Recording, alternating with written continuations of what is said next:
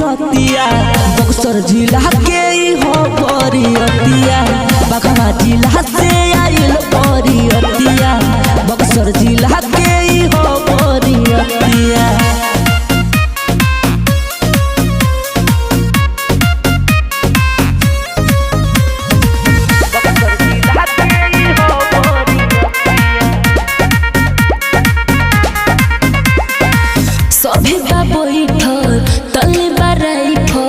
बाटे कर जवे हाथ जी ए मल्लिकार जी करी विचार जी जान के बड़वे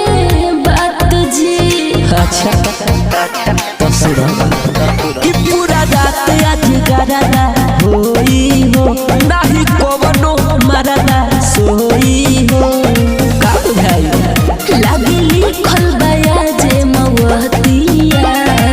बोली जवनो कर तुर दे बुझतिया बड़े तू डाली ले ले हमरो संगतिया बक्सर जिला के हो बरियतिया बगवा जिला से आइल बरियतिया बक्सर जिला के हो बरियतिया बरियतिया बरियतिया।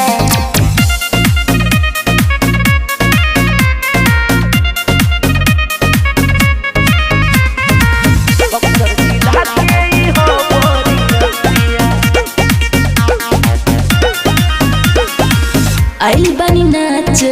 खूबे नचाई मजा उठाई आज रात के हई नचनिया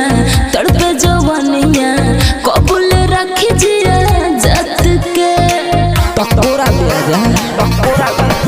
तो दिल तोर हमारा पे आइल बा जानो तानी तोर मन पागल आइल बा